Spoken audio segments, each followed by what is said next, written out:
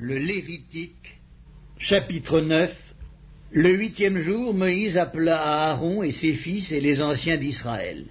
Il dit à Aaron, « Prends un jeune veau pour le sacrifice d'expiation et un bélier pour l'holocauste, l'un et l'autre sans défaut, et sacrifie-les devant l'Éternel. Tu parleras aux enfants d'Israël et tu diras, « Prenez un bouc pour le sacrifice d'expiation, un veau et un agneau âgés d'1 an et sans défaut pour l'holocauste, un bœuf et un bélier pour le sacrifice d'action de grâce, afin de les sacrifier devant l'Éternel, et une offrande pétrie à l'huile, car aujourd'hui l'Éternel vous apparaîtra. » Ils amenèrent devant la tente d'assignation ce que Moïse avait ordonné, et toute l'assemblée s'approcha et se tint devant l'Éternel. Moïse dit, « Vous ferez ce que l'Éternel a ordonné, et la gloire de l'Éternel vous apparaîtra. » Moïse dit à Aaron, « Approche-toi de l'autel, offre ton sacrifice d'expiation et ton holocauste, et fais l'expiation pour toi et pour le peuple. Offre aussi le sacrifice du peuple, et fais l'expiation pour lui, comme l'Éternel l'a ordonné. » Aaron s'approcha de l'autel, et il égorgea le veau pour son sacrifice d'expiation. Les fils d'Aaron lui présentèrent le sang, il trempa son doigt dans le sang, et en mit sur les cornes de l'autel. Il répandit le sang au pied de l'autel. Il brûla sur l'autel la graisse, les rognons et le grand lobe du foie de la victime expiatoire, comme l'Éternel l'avait ordonné à Moïse. Mais il brûla au feu, hors du camp, la chair et la peau. Il égorgea l'holocauste. Les fils d'Aaron lui présentèrent le sang, et il le répandit sur l'autel tout autour.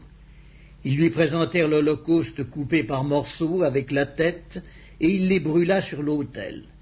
Il lava les entrailles et les jambes, et il les brûla sur l'autel par-dessus l'holocauste. Ensuite, il offrit le sacrifice du peuple. Il prit le bouc pour le sacrifice expiatoire du peuple, il l'égorgea et l'offrit en expiation comme la première victime. Il offrit l'holocauste et le sacrifia d'après les règles établies. Il présenta l'offrande, en prit une poignée et la brûla sur l'autel, outre l'holocauste du matin. Il égorgea le bœuf et le bélier en sacrifice d'action de grâce pour le peuple. Les fils d'Aaron lui présentèrent le sang et il le répandit sur l'autel tout autour. Ils lui présentèrent la graisse du bœuf et du bélier, la queue, la graisse qui couvre les entrailles, les rognons et le grand lobe du foie. Ils mirent les graisses sur les poitrines, et il brûla les graisses sur l'autel. Aaron agita de côté et d'autre devant l'Éternel les poitrines et l'épaule droite, comme Moïse l'avait ordonné. Aaron leva ses mains vers le peuple, et il le bénit. Puis il descendit, après avoir offert le sacrifice d'expiation, l'holocauste et le sacrifice d'action de grâce. Moïse et Aaron entrèrent dans la tente d'assignation. Lorsqu'ils en sortirent, ils bénirent le peuple, et la gloire de l'Éternel apparut à tout le peuple. Le feu sortit de devant l'Éternel et consuma sur l'autel l'holocauste et les graisses. Tout le peuple le vit. Et ils poussèrent des cris de joie et se jetèrent sur leurs faces. Le Lévitique, chapitre 10. Les fils d'Aaron, Nadab et Abihu, prirent chacun un brasier, y mirent du feu et posèrent du parfum dessus. Ils apportèrent devant l'Éternel du feu étranger, ce qui ne leur avait point été ordonné. Alors le feu sortit de devant l'Éternel et les consuma. Ils moururent devant l'Éternel. Moïse dit à Aaron, « C'est ce que l'Éternel a déclaré lorsqu'il a dit, « Je serai sanctifié par ceux qui s'approchent de moi, et je serai glorifié en présence de tout le peuple. » Aaron garda le silence. Et Moïse appela Miskaël et Elsaphan, fils d'Uziel, oncle d'Aaron, et il leur dit, « Approchez-vous. Emportez vos frères loin du sanctuaire, hors du camp. » Ils s'approchèrent et ils les emportèrent dans leurs tuniques hors du camp, comme Moïse l'avait dit. Moïse dit à Aaron et à Éléazar et à Ithamar, fils d'Aaron, vous ne découvrirez point vos têtes et vous ne déchirerez point vos vêtements, de peur que vous ne mouriez et que l'Éternel ne s'irrite contre toute l'assemblée. Laissez vos frères, toute la maison d'Israël, pleurer sur l'embrasement que l'Éternel a allumé. Vous ne sortirez point de l'entrée de la tente d'assignation, de peur que vous ne mouriez, car l'huile de l'onction de l'Éternel est sur vous. Ils firent ce que Moïse avait dit.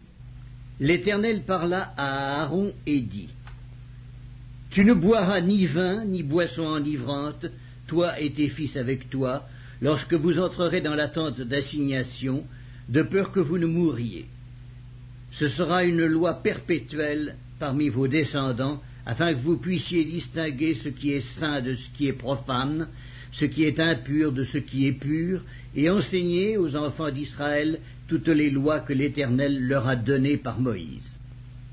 Moïse dit à Aaron, à Éléazar et à Ithamar, les deux fils qui restaient à Aaron, prenez ce qui reste de l'offrande parmi les sacrifices consumés par le feu devant l'Éternel, et mangez-le sans levain près de l'autel, car c'est une chose très sainte.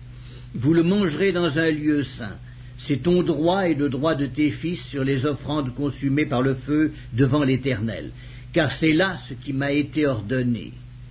Vous mangerez aussi dans un lieu pur, toi, tes fils et tes filles avec toi, la poitrine qu'on a agitée de côté et d'autre, et l'épaule qui a été présentée par élévation, car elles vous sont données comme ton droit et le droit de tes fils dans les sacrifices d'action de grâce des enfants d'Israël. Ils apporteront, avec les graisses destinées à être consumées par le feu, l'épaule que l'on présente par élévation et la poitrine que l'on agite de côté et d'autre devant l'Éternel. Elles seront pour toi et pour tes fils avec toi, par une loi perpétuelle, comme l'Éternel l'a ordonné. Moïse chercha le bouc expiatoire, et voici, il avait été brûlé. Alors il s'irrita contre Éléazar et Ithamar, les fils qui restaient à Aaron, et il dit, « Pourquoi n'avez-vous pas mangé la victime expiatoire dans le lieu saint? C'est une chose très sainte, et l'Éternel vous l'a donnée, afin que vous portiez l'iniquité de l'assemblée, afin que vous fassiez pour elle l'expiation devant l'Éternel. Voici, le sang de la victime n'a point été porté dans l'intérieur du sanctuaire. Vous deviez la manger dans le sanctuaire, comme cela m'avait été ordonné. » Aaron dit à Moïse, « Voici, ils ont offert aujourd'hui leur sacrifice d'expiation et leur holocauste devant l'Éternel. Et après ce qui m'est arrivé, si j'eusse mangé aujourd'hui la victime expiatoire, cela aurait-il été bien aux yeux de l'Éternel ?» Moïse entendit et approuva ces paroles. Le Lévitique, chapitre 11. L'Éternel parla à Moïse et à Aaron et leur dit, parlez aux enfants d'Israël et dites, voici les animaux dont vous mangerez parmi toutes les bêtes qui sont sur la terre. Vous mangerez de tout animal qui a la corne fendue, le pied fourché et qui rumine. Mais vous ne mangerez pas de ceux qui ruminent seulement, ou qui ont la corne fendue seulement. Ainsi vous ne mangerez pas le chameau qui rumine mais qui n'a pas la corne fendue. Vous le regarderez comme impur. Vous ne mangerez pas le daman qui rumine mais qui n'a pas la corne fendue. Vous le regarderez comme impur. Vous ne mangerez pas le lièvre qui rumine mais qui n'a pas la corne fendue. Vous le regarderez comme impur. Vous ne mangerez pas le porc qui a la corne fendue et le pied fourché mais qui ne rumine pas. Vous le regarderez comme impur. Vous ne mangerez pas de leur chair et vous ne toucherez pas leur corps mort. Vous les regarderez comme impurs. Voici les animaux dont vous mangerez parmi tous ceux qui sont dans les eaux. Vous mangerez de tous ceux qui ont des nageoires et des écailles et qui sont dans les eaux, soit dans les mers, soit dans les rivières. Mais vous aurez en abomination tous ceux qui n'ont pas des nageoires et des écailles, parmi tous ceux qui se meuvent dans les eaux et tout ce qui est vivant dans les eaux, soit dans les mers, soit dans les rivières. Vous les aurez en abomination, vous ne mangerez pas de leur chair, et vous aurez en abomination leur corps mort. Vous aurez en abomination tous ceux qui dans les eaux n'ont pas des nageoires et des écailles. Voici parmi les oiseaux ceux que vous aurez en abomination et dont on ne mangera pas: l'aigle, l'orfraie et l'aigle de mer, le milan, l'autour et ce qui est de son espèce, le corbeau et toutes ses espèces, l'autruche, le hibou, la mouette, l'épervier et ce qui est de son espèce, le chat-huant, le plongeon et la chouette, le cygne, le pélican et le cormoran, la cigogne, le héron et ce qui est de son espèce, la huppe et la chauve-souris. Vous aurez en abomination tout reptile qui vole et qui marche sur 4 pieds. Mais parmi tous les reptiles qui volent et qui marchent sur 4 pieds, vous mangerez ceux qui ont des jambes au-dessus de leurs pieds pour sauter sur la terre. Voici ceux que vous mangerez: la sauterelle, le solame, le hargol et le agab, selon leurs espèces. Vous aurez en abomination tous les autres reptiles qui volent et qui ont 4 pieds. Ils vous rendront impurs. Quiconque touchera leur corps mort sera impur jusqu'au soir, et quiconque portera leur corps mort lavera ses vêtements et sera impur jusqu'au soir. Vous regarderez comme impur tout animal qui a la corne fendue, mais qui n'a pas le pied fourché et qui ne rumine pas. Quiconque le touchera sera impur. Vous regarderez comme impurs tous ceux des animaux à 4 pieds qui marchent sur leurs pattes. Quiconque touchera leur corps mort sera impur jusqu'au soir, et quiconque portera leur corps mort lavera ses vêtements et sera impur jusqu'au soir. Vous les regarderez comme impurs. Voici parmi les animaux qui rampent sur la terre ceux que vous regarderez comme impurs: la taupe, la souris et le lézard selon leurs espèces, le hérisson, la grenouille, la tortue, le limaçon et le caméléon. Vous les regarderez comme impurs parmi tous les reptiles. Quiconque les touchera mort sera impur jusqu'au soir. Tout objet sur lequel tombera quelque chose de leur corps mort sera souillé: ustensiles de bois, vêtements, peaux, sacs, tout objet dont on fait usage. Il sera mis dans l'eau et restera souillé jusqu'au soir, après quoi il sera pur. Tout ce qui se trouvera dans un vase de terre où il en tombera quelque chose sera souillé, et vous briserez le vase. Tout aliment qui sert à la nourriture et sur lequel il sera tombé de cette eau sera souillé, et toute boisson dont on fait usage, quel que soit le vase qui la contienne, sera souillé. Tout objet sur lequel tombera quelque chose de leur corps mort sera souillé. Le four et le foyer seront détruits, ils seront souillés, et vous les regarderez comme souillés.